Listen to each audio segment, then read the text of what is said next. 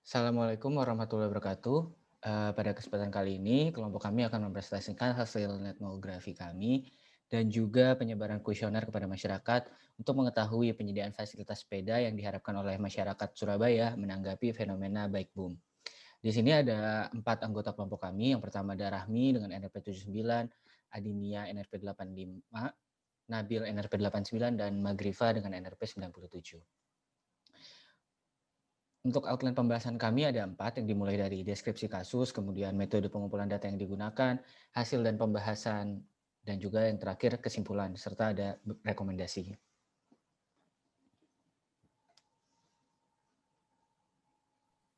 Ya, yang pertama ada deskripsi kasus. Fenomena bike boom tahun 2020 ini diawali karena adanya pandemi COVID-19 yang mengharuskan pembatasan layanan transportasi.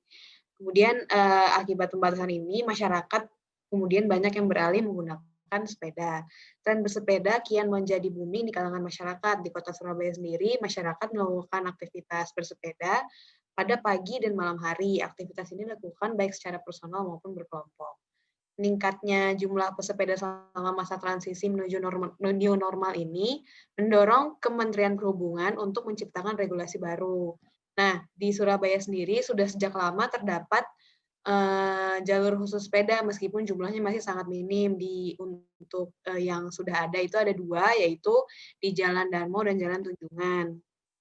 Kemudian karena adanya fenomena bike boom ini, terjadi penambahan jalur yang lebih tertib dan aman untuk pesepeda saat goes di jalan raya.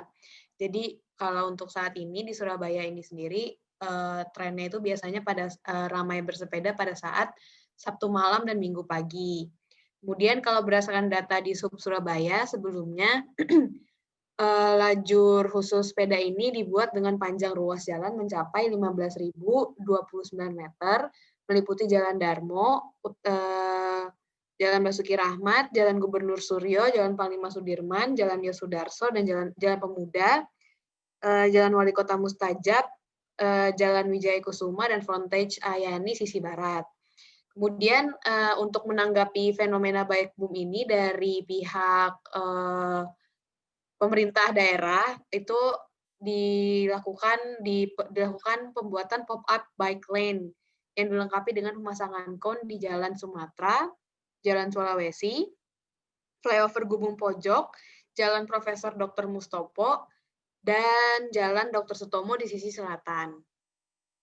Ini ada beberapa berita yang ditemukan mengenai fenomena peningkatan bersepeda di Surabaya. Kemudian selanjutnya ada metode pengumpulan data. Jadi dalam penelitian ini kami menggunakan 3 metode, yaitu penyebaran kuesioner, kemudian participatory etnografi, dan web scraping. Kemudian setelah itu ada juga indikator dan variabel yang kami gunakan, yaitu yang pertama ada indikator karakteristik penggunaan sepeda dengan variabel jenis kelamin, usia, jenis pekerjaan, tujuan perjalanan, jarak perjalanan, waktu tempuh perjalanan, pengalaman, jenis sepeda, partner bersepeda, intensitas bersepeda, dan waktu bersepeda. Kemudian ada faktor bersepeda seperti untuk olahraga, dengan variabel olahraga, alternatif moda transportasi, hobi, peduli terhadap lingkungan, dan bersosialisasi. Kemudian ada beberapa indikator. Kemudian ada indikator faktor bersepeda, yaitu dengan variabel olahraga, alternatif moda transportasi, hobi, peduli terhadap lingkungan, dan bersosialisasi.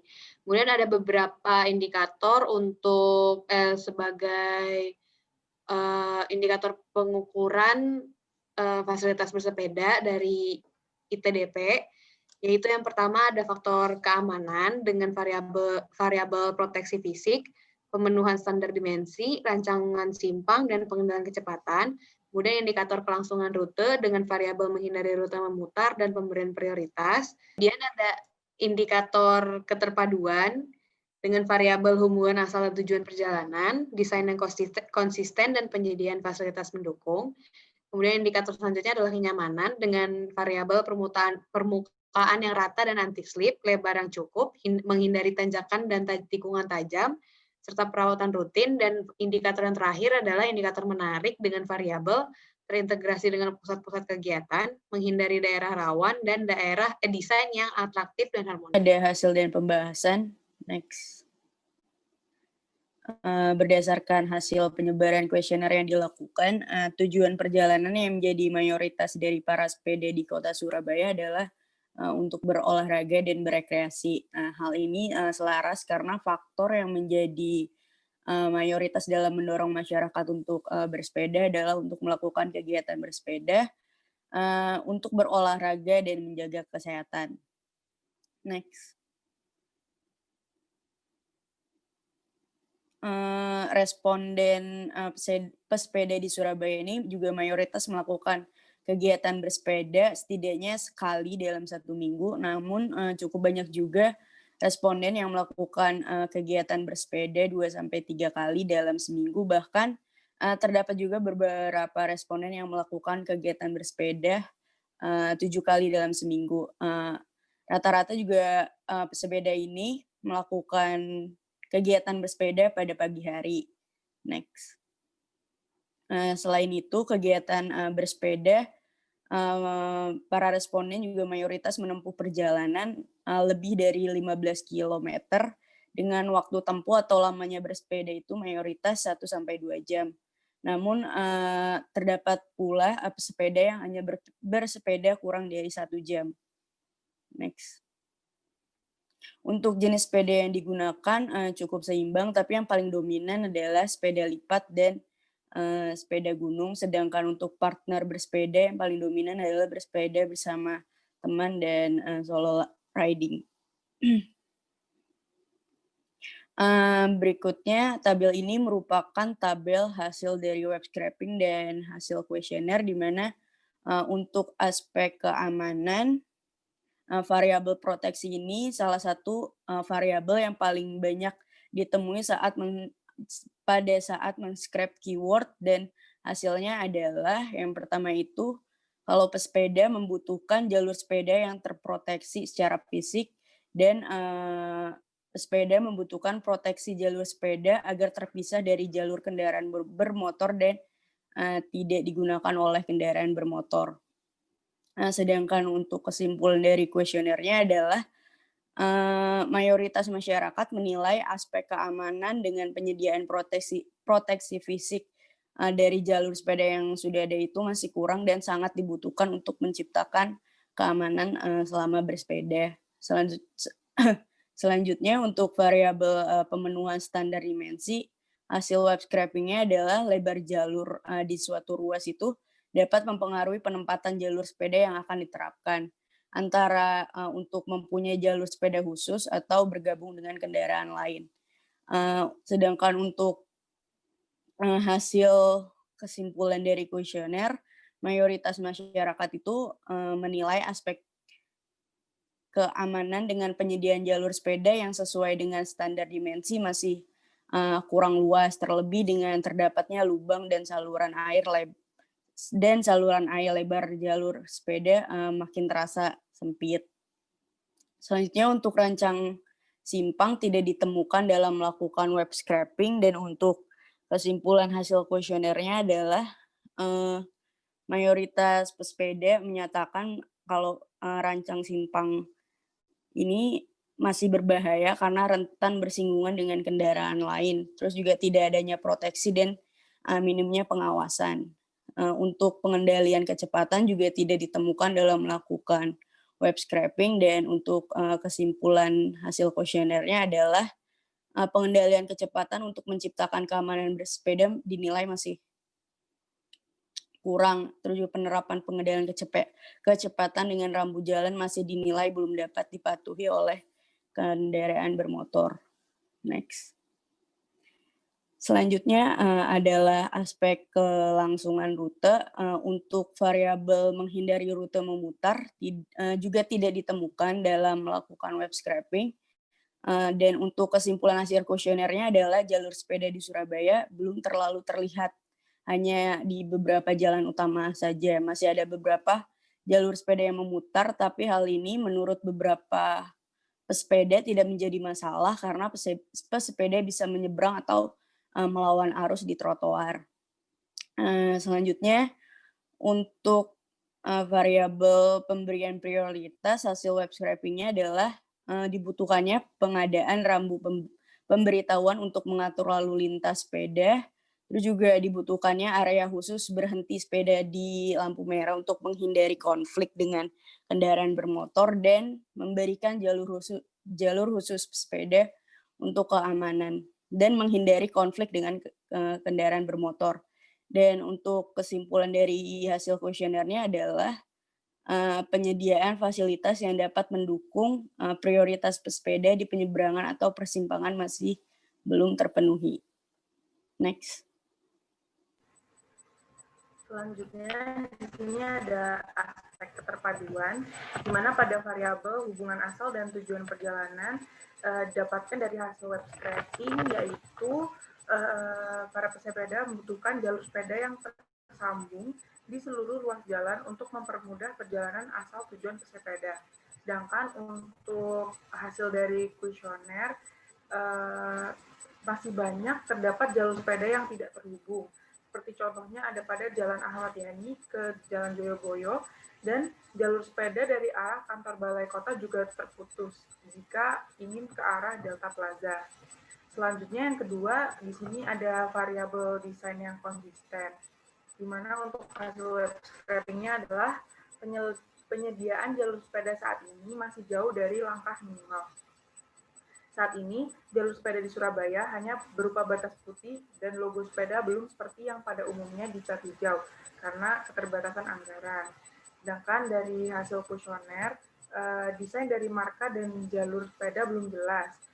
Beberapa titik catnya memudar dan warna cat yang digunakan tidak konsisten. Bahkan ada jalur yang memiliki hanya gambar sepeda. Untuk variabel penyediaan fasilitas pendukung, di sini dibutuhkan fasilitas parkir sepeda di lokasi yang strategis, seperti taman, pusat perbelanjaan, fasilitas umum, dan simpul transportasi umum. Penyediaan fasilitas yang mendukung keamanan di lokasi parkir juga dibutuhkan. Untuk hasil dari kuesionernya, penyediaan fasilitas sepeda di Surabaya terbatas dan kurang diperhatikan karena dirasa belum menjadi prioritas. Tidak semua tempat di Surabaya memiliki fasilitas mendukung untuk sepeda. Next. Dari aspek kenyamanan, pada variabel permukaan rata dan anti-slip tidak ditemukan hasil untuk web scraping.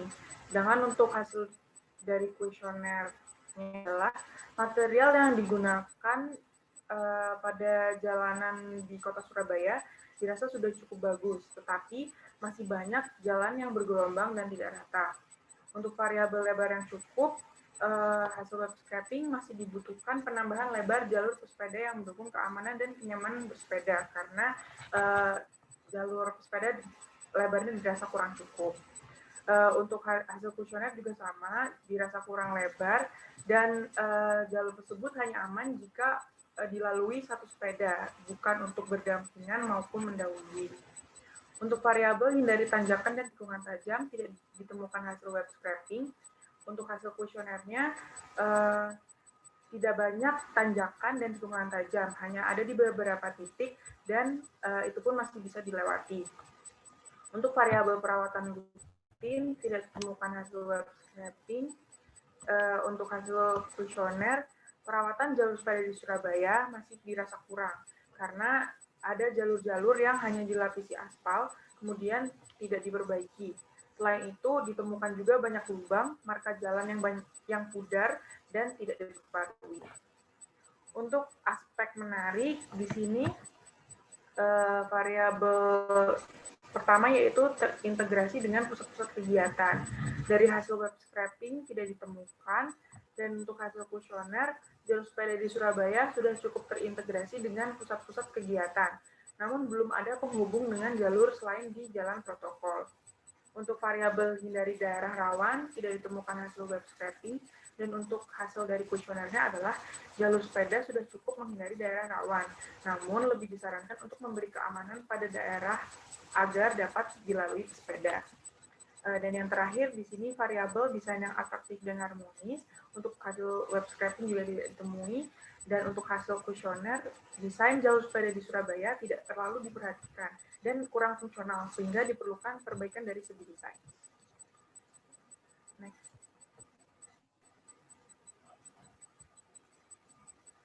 Nah, di sini terlampir diagram prioritas penanganan fasilitas pesepeda berdasarkan dari preferensi pesepeda. Yang pertama di sini merupakan fasilitas keamanan, di mana prioritasnya merupakan proteksi fisik. Nah, hal ini dinilai karena di Surabaya penyediaan proteksi fisiknya masih kurang dan sangat dibutuhkan untuk menciptakan keamanan selama bersepeda. Proteksi jalur sepeda ini juga dibuat agar jalur sepedanya terpisah dari jalur kendaraan bermotor dan jalur tidak digunakan oleh kendaraan bermotor, sehingga meminimalisir konflik antar pengguna jalan serta terjadinya kecelakaan. Nah, kemudian ya fasilitas kenyamanan. Di sini prioritasnya merupakan lebar yang cukup karena menurut pesepeda untuk mendukung keamanan jalur sepeda variabel yang menjadi prioritas yaitu adalah kelebaran jalannya. Jadi diperlukan adanya penambahan lebar jalur sepeda untuk mengakomodir keamanan dan kenyamanan bersepeda. Karena jalur sepeda di Surabaya dinilai masih kurang lebar dan tidak aman untuk berdampingan dan mendahului. Next. Yang ketiga, di sini ada keberlangsungan rute, di mana prioritasnya merupakan mendukung prioritas pesepeda di penyeberangan atau persimpangan. Nah, untuk meningkatkan aspek keberlangsungan rute, variabel tersebut menjadi preferensi pesepeda karena dinilai penyediaan fasilitas yang dapat mendukung prioritas pesepeda itu belum terpenuhi, sehingga penyediaan jalur atau area prioritas dibutuhkan untuk keamanan pesepeda agar menghindari konflik dengan kendaraan bermotor. Kemudian dari keterpaduan rute, prioritasnya merupakan penyediaan fasilitas pendukung. Hal ini karena dirasa penyediaan fasilitas pendukung seperti fasilitas parkir, kemudian fasilitas keamanan, dinilai masih sangat terbatas dan belum tersedia di seluruh titik di Kota Surabaya. Jadi diperlukan peningkatan fasilitas pendukung, terutama di lokasi-lokasi yang strategis seperti taman, pusat perbelanjaan, fasilitas umum, dan simpul transportasi umum. Nah, untuk dari aspek kemenarikan, di sini yang menjadi prioritas merupakan terintegrasi dengan pusat kegiatan. Jalur sepeda di Surabaya dirasa sudah cukup terintegrasi dengan pusat-pusat kegiatan. Namun, belum ditemukan adanya penghubung dengan jalur selain di jalan protokol. Nah, ada beberapa kesimpulan dan rekomendasi yang bisa kami simpulkan dan susun berdasarkan hasil penelitian kami ini. Yang pertama, ini adalah peta penyebaran lajur sepeda yang sudah ada dan rencana pengembangannya. Nah, di sini jalur sepeda yang existing sekarang yang sudah ada itu hanya berada di pusat kota, belum tersebar di seluruh area Surabaya. Nah, nantinya jalur sepeda ini akan terbentang kurang lebih sekitar 55 km yang tersebar dari ujung bundaran ITS melewati Kertajaya hingga sampai ke UNESA. Nah, jalur sepeda ini berdasarkan hasil pencarian informasi kepada komunitas bersepeda juga diketahui telah memenuhi ekspektasi mereka karena jalur tersebut merupakan jalur yang cukup banyak dilewati oleh pesepeda. Next. Nah, kemudian berdasarkan preferensi masyarakat yang memprioritaskan fasilitas keamanan yang mereka ingin prioritaskan adalah proteksi fisik dan pemenuhan lebar jalur dan rancang persimpangan. Nah, Di sini ada beberapa rekomendasi yang kami bisa temukan dari hasil pencarian kami. Proteksi fisik apa yang dapat diterapkan? Misalnya ada pembatas fisik berupa beton seperti yang pada gambar pertama, kemudian pada gambar kedua ini bisa menggunakan tiang pembatas atau mungkin kon gitu.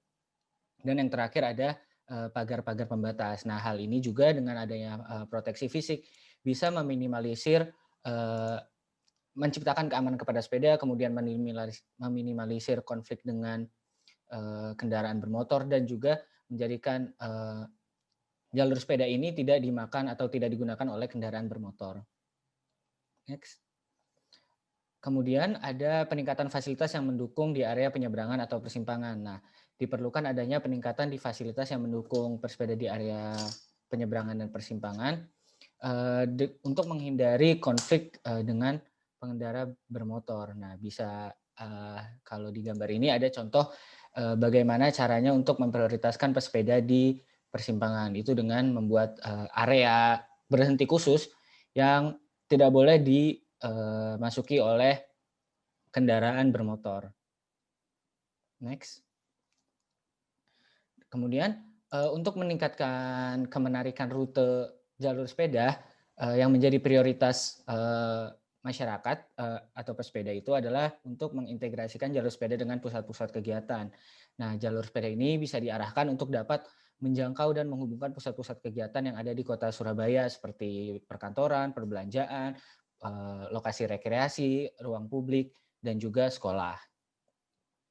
Next. Kemudian untuk peningkatan fasilitas pendukung sepeda, salah satu yang dapat dilaksanakan itu adalah penyediaan lokasi-lokasi sepeda atau shelter parkir di beberapa titik pusat kegiatan. Nah, shelter parkir ini juga dapat dilengkapi dengan fasilitas keamanan sepeda supaya pesepeda itu tenang gitu untuk meninggalkan sepeda, mereka tidak takut untuk kehilangan. Next. Nah, untuk fasilitas kenyamanan yang menjadi prioritas adalah penambahan lebar jalan. Hal ini karena jalur sepeda yang sekarang itu dinilai masih sempit dan tidak nyaman untuk dilakukan bersepeda yang secara berbarengan. Sedangkan tadi kalau kita lihat mayoritas masyarakat juga melakukan bersepeda dengan teman dan keluarga. Nah, untuk mendukung kenyamanan sepeda ini, rekomendasi kami adalah memberikan setidaknya lebar jalur sepeda itu 1,75 sampai 2,5 meter. Ini berdasarkan hasil penemuan kami dari kajiannya ITDP, di mana dengan penyediaan 1,75 sampai 2,5 meter itu bisa meningkatkan kenyamanan karena ada ruang untuk menyalip dan juga ada ruang untuk bersepeda secara berbarengan gitu. Next. Kurang lebih seperti itu hasil kajian kami yang dapat kami sampaikan. Ada juga di halaman-halaman slide selanjutnya lampiran hasil etnografi kami dan juga hasil kuesioner yang telah kami sebarkan. Kurang lebih seperti itu yang dapat kami sampaikan. Kurang lebih mohon maaf. Terima kasih. Wassalamualaikum warahmatullahi wabarakatuh.